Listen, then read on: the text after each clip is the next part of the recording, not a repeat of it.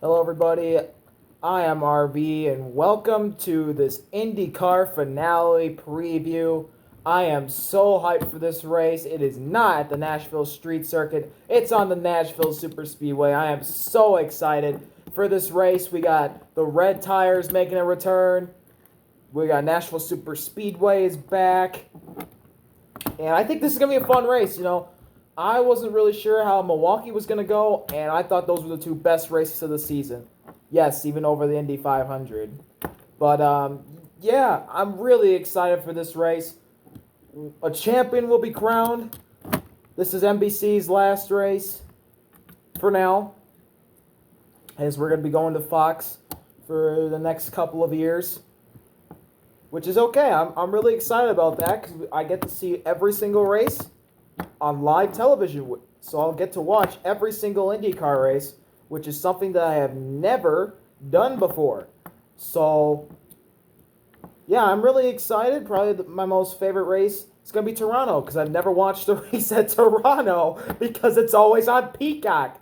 So, yeah, I'm really excited about that. But we got one more race on NBC, and it's at Nashville Superspeedway, and we have 3 championship contenders. This is all we're going through today. We have 3 championship contenders. We have the defending, reigning, 2-time champion himself, the professor of precision, as Townsend Bell likes to call him, Alex Palou. And then in second place, 33 points behind him, we have Penske's oldest driver, 2-time champion himself, one of the greats to ever do it, the man who has the most poles ever in IndyCar. Surprisingly, doesn't have a pole this season. Will Power. And then in third, I believe 53 points back. Still mathematically in it, but it's pretty impossible for him to win his first championship. 3-time Supercars champion, the Aussie, Scott McLaughlin. We're not really going to talk about him too much, but we'll start off with him and how he can win the championship. If he follows through with what he says earlier in the week. Actually, hang on, let me start over. Here's how he can win the championship. If he locks Alex Palou in a porta potty pre-race like he said. So, he has to have a perfect race. He has to win. And basically get maximum points. And then he has to lock Alex Palou in a porta potty before the race starts. So, obviously, only one of those 2 possibilities is possible. And that's obviously the Scott McLaughlin dominating and winning the race. I could see him doing it, but just imagine if he didn't have that points penalty. Oh, it'd be an awesome fight between him and Alex. That would be so awesome, man. Damn it, Penske. But anyway, it's still cool to see Scott McLaughlin is still in the championship fight, even though he doesn't really have a chance. But he keeps getting better. Just like in Supercars, he just keeps getting better. He has the talent. And next year, I think, is going to be a really good year for the Thirsty Threes. I can't wait to see how Scotty Mac does in 2025. But now we're going to go to the 2 main contenders. In second place, 33 points back, is Will Power. How he can win the championship is... Let me go look at IndyCar.com. I need to get off of that. Okay, IndyCar. Here we are. And, of course, my phone's in the way of the points. So the most points that you can get, because did Scotty Mac lead the most laps? Yeah, he did. He did lead the most laps. So you can get, the most points you can get is 53 points. And Will Power, let's say Will Power wins the race, which is probably the main. He has to beat Alex Palou. He has to finish ahead of Alex Palou. Let's say if he wins the race, Will Power would get 53 points. He wins the race, he leads the most laps. He's 33 points behind Alex. So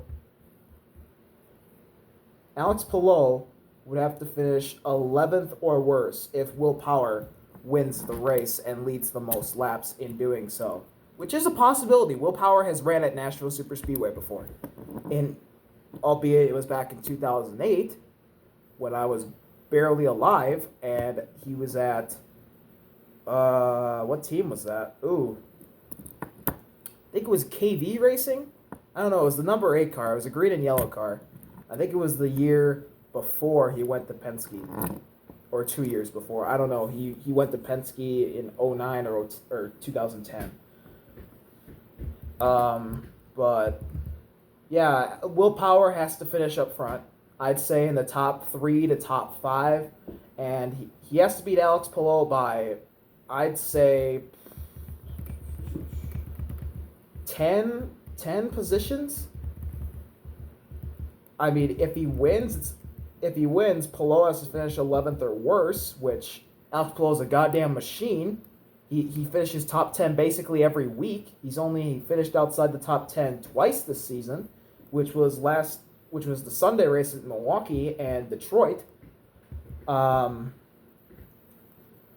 I don't know. I think Will has a great chance if he can finish in like the top 3, first or second maybe, probably would be better, because those hand out the most points at 53 and then 40. It's a huge drop off between the top 3 positions. First is 53, second is 40, and then third is 36 points.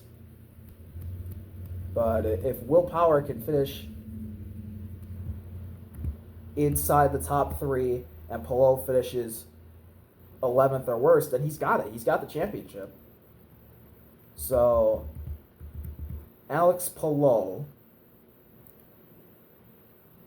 let's see where he would finish. Let's say if Will Power wins the championship. Now we're talking about Alex Palou. He's 33 points ahead of Will Power. If Will Power wins the race, Alex Palou has to finish in the top 10. He has to finish inside the top 10. It's pretty much Alex Palou, I'd say, has one hand on the championship right away heading into today, because him and Barry Wanzer, they're such a goddamn duo. They are so good at they're so good at racing. They're really good at this Indycar. They are the best team week in, week out, kind of like how Scott Dixon and Mike Hull were in the past when they were the dominant two, when Mike Hull was the best strategist in the whole garage and Scott Dixon was the best driver in the garage. Now it's Alex Palou and Barry Wanzer. But yeah, Palou, basically he has to finish top 10. He has to finish inside the top 10. Will Power, I'd say, has to finish inside the top 3 if he wants to win the championship. And Scott McLaughlin has to win and lock Alex Palou in a porta potty before the race starts. But my championship pick is Alex Palou.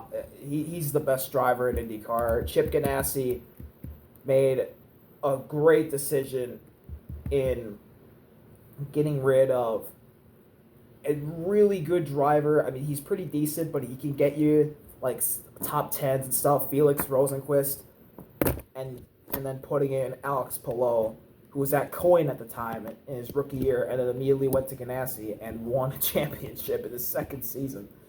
But yeah, Alex Palou has turned into he's already a legend. He's already a legend in IndyCar, I'd say. If he wins this championship, he's a legend already. But there's really only one thing missing on Alex Palou's resume. 2 things, actually. An oval win and an Indy 500. That's what he needs to be a bona fide legend. Like, you cannot take that away from him. But yeah, Alex Palou, I think, has one hand on the championship. Will Power is going to have to do a lot, and he's going to have to hope for Palou to have some issues. Or, because Alex Palou has never turned a lap at Nashville. Will Power has. That's the advantage Will has on Alex. And Scott McLaughlin needs to do what he did last week at Milwaukee and win, lead the most laps, and unlock Alex Palou in a porta potty. So, I'll just give my pole and race winner predictions right away. Pole, I'm actually going to pick the same driver for pole and winner. He won the season finale at Laguna Seca last year. He's ran at Nashville before. He is the greatest driver I've ever of my generation, because I'm only 16 and I've watched him for a decade now, basically my entire life. I am going to pick Scott Dixon to win at Nashville and get the pole as well. Something about that 9 car, it's speaking to me. I think he's going to be pretty dominant there. And then his teammate's going to win the championship. So yeah, Scott Dixon's my pole winner, he's my race winner, and Alex Palou is my championship winner. It's gonna be a fun weekend for Ganassi. So yeah, that's all for my IndyCar Championship preview. I will see you guys later. Have a good day. Have a good rest of your Thursday. I can't wait for Friday tomorrow. And yeah, that's all. Take care, everybody. RB out. Peace.